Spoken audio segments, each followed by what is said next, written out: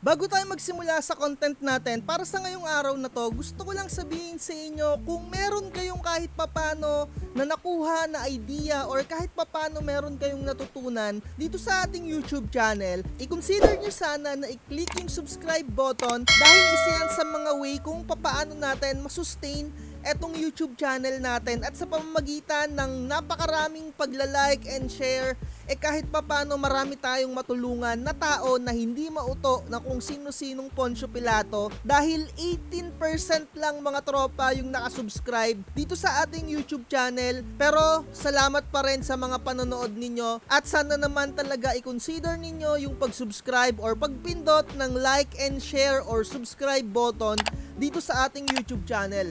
At mga tropa, salamat din sa mga nag-a-avail ng Canva Pro dahil ayan yung mga way nga mga tropa para masustain or ganahan tayo dito sa YouTube channel natin. At para sa mga hindi rin nakakaalam, dati gumawa ako ng video kung saan gumawa tayo ng content na nagre-remove ng background ng mga photo natin. At napakarami kong ginawang sample at mga tropa, Canva yung number 1 or nanalo dun sa experiment natin na sadya namang talagang napaka-quality pagkadating sa pagre-remove ng background or yung pag-automatic remove ng background. At yung video natin sa ngayon, tuturuan ko kayo kung paano maglipat-lipat ng mga project ninyo dito sa Canva kasi mga tropa, kagaya nga ng sinabi ko, meron tayong available na mga Canva Pro or Canva Pro Team na pinapa-avail sa inyo mga tropa. At eto, ituturo ko sa inyo kung paano maglipat ng team, kung paano mag-save ng pinaka-project nila mga tropa. So, napakadali lang and without further ado, simulan na natin. Kapag nag-avail kayo sa akin ng Canva Pro mga tropa, sariling account nyo pa rin yung inyong magagamit. Bibigyan ko lang kayo ng designated na team para ma-access nyo yung features ni Canva na yung tinatawag nga na pagre-remove ng background. At kung papaano nyo ita-transfer yung mga project ninyo, ang gagawin nyo lang, halimbawa ito yung pinaka main account ninyo or yung personal account ninyo and meron kayong mga project, ito yung mga project ninyo mga tropa, para ma-transfer ninyo to sa team na ibibigay ko kasi pagka nag-avail kayo sa akin, bibigyan ko kayo ng link kung saan ipipaste ninyo dito sa web browser at syempre yung team na yon or yung pinaka pagsasalihan nyo na team na Canva Pro wala pang nakalagay doon na project ninyo. So para ma-transfer ninyo yung gawa ninyo sa inyong personal Canva papunta dun sa team na ibibigay ko and yung team na yon account nyo pa rin yung magagamit ninyo at kayo lang din mismo yung makakakita ng project ninyo. Eto na nga yun mga tropa, no? I-click nyo lang tong tatlong dot tapos meron kayong makikita dito na share. Ipindot nyo lang yan mga tropa, may lalabas na ganito. Tapos i-select nyo lang dito anyone with the link and nakalagay dito can edit. I-click nyo yung copy link, tapos ayan na yung pinaka-link ninyo ng mga project ninyo and kumuha kayo ng notepad kung saan naman isi-save ninyo yung link ng pinaka-project nyo para ma-save nyo siya, para mapapunta siya dun sa pinaka-Canva Pro team na i-avail nyo nga saan mga tropa. So halimbawa, ayun na, sinave na natin, pupunta na tayo dun sa pinaka-Canva Pro team. Halimbawa, eto yung 1018 class. Click natin yan. And makikita ninyo, wala siyang yung pinaka-project natin na kinopy natin. So, ang gagawin nyo, ipipaste nyo lang dito sa pinaka-web browser ninyo yung pinaka-project link ninyo, di ba? And i-click nyo lang yung enter at ma-access nyo na siya. Kahit na umalis kayo dito sa pinaka-team na pinag-availan ninyo, ma-access nyo pa rin to basta nakasave yung pinaka-link at anyone can edit siya. Tapos punta kayo sa pinaka main or pinaka home. Eto na siya mga tropa, nasa inyo na yung pinaka project. Ba, napakadali lang, ganun lang yung gagawin ninyo. And syempre merong certain time na kailangan lumipat ulit kayo sa another team. Lagi nyong isi-save mga tropa. And halimbawa, nandito kayo sa team na to and nag-expired yung team, lilipat na naman kayo sa another team. I-save nyo muna to mga tropa, no? Lagi kayong magsisave ng pinaka-project ninyo sa notepad. Click nyo lang lagi to, anyone with the link, tapos can edit. Copy nyo lang yan, mag-open kayo ng notepad, tapos i-paste nyo dito sa notepad.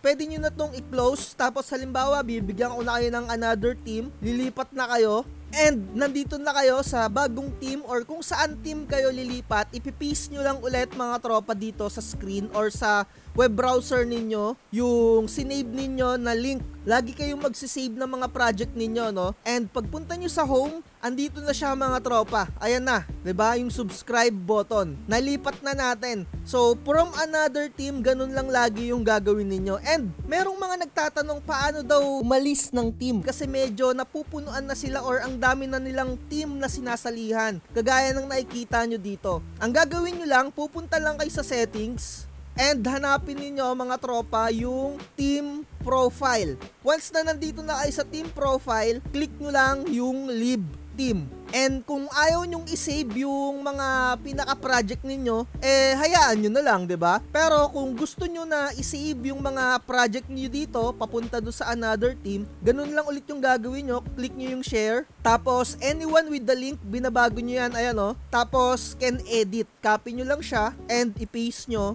dito sa notepad. Lagi kayong magsisave mga tropa kahit hindi kayo lilipat ng team. Kasi minsan yung Canva nagkakaroon din ng error or yung pinaka may-ari nung team kinikick out kayo mga tropa, no? So ganun yung gagawin ninyo para maisalba ninyo yung pinaka project ninyo. And eto, no, sasampulan ko kayo. Aalis tayo dito sa pinaka team na to. Etong trial, eto mga tropa, no. Leave tayo dito.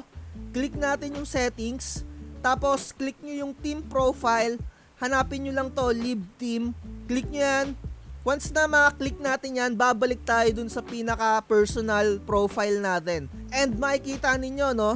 Wala na dito yung project natin, pero na-save na natin etong pinaka-link. And ang gagawin natin, syempre, para ma-access pa rin natin yon or lumipat na kayo sa another team kung ayaw nyong mag-avail or sa iba kayo nag-avail ng Canva, paste nyo lang ulit dito sa web browser, sa URL, and enter nyo. Ayun, na-access pa rin natin siya kahit wala na tayo dun sa pinaka-team, 'di ba? Ayan na siya. Ganyan lang kadali na maglipat-lipat or ganyan lang kadali i-save. Halimbawa, eto mga project ninyo, save nyo lang palagi. At mga tropa, alam ko naman yung mga iba sa atin gustong kumita para ma-share naman nila yung mga template na ginagawa. So halimbawa, meron kayong mga personal na template, yung kayo mismo yung gumawa. Ang gagawin nyo naman doon, i-click nyo lang yung share dito sa may upper right and hanapin nyo dito yung see all.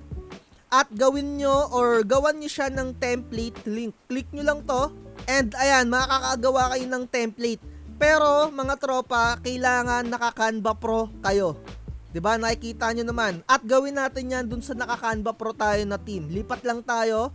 Click nyo lang yung pinaka-profile nyo. Hanapin nyo yung switch team.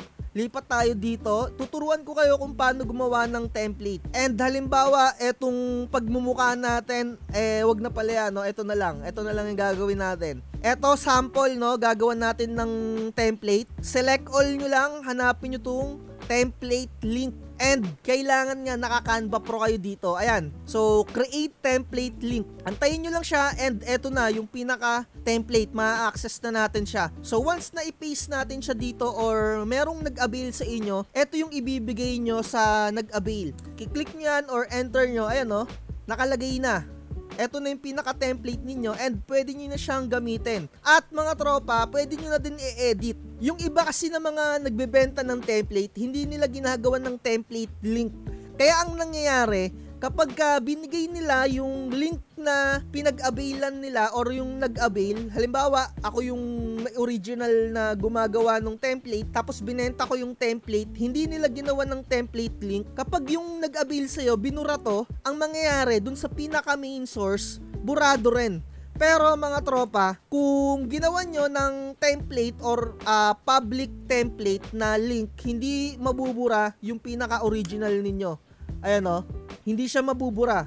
Ito yung pinaka-copy or ito yung sa nag-avail, ito yung original natin. So, ang gagawin ko, buburahin natin lahat ng nakalagay dun sa pinaka-template na inavailan natin. Delete natin lahat. Ayan, isa na lang yung natitira. And kapag ni-refresh mo yan mga tropa, ang mangyayari lang na mabubura yung dun sa pinag-availan mo. Ayan o, 'di ba? Pero dun sa pinaka-original, ito pa rin yung pinaka-original, hindi nila ma-edit. Sana nagigets nyo yung point ko, no? Lagi nyong gagawa ng template link kung gagawa kayo ng ibebenta ninyo. Dun lang naman yon sa share and dito sa see all. Hanapin nyo yung template link. Kailangan naka-Canva Pro. Ayan, no?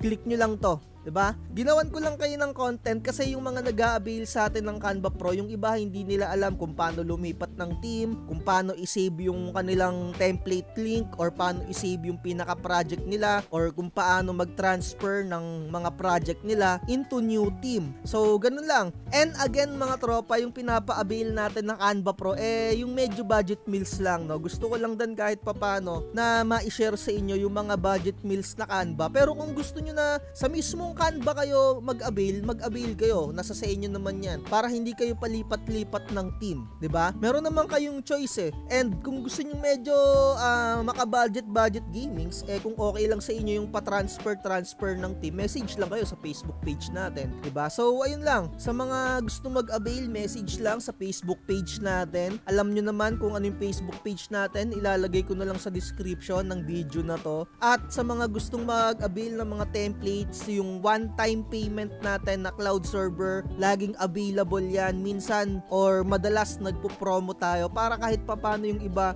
makapag-avail, no? Pero wina-warningan ko kayo, no, medyo pricey yung one-time payment natin kasi given na one-time payment lang siya. Kasi nga, lifetime yung ma-access yon, and kung may bago ako na template na ilalagay doon, free nyo lang siya na makukuha. So ayun lang, like, share, and subscribe. Lagi ko sinasabi, huwag magpapauto. Bye-bye.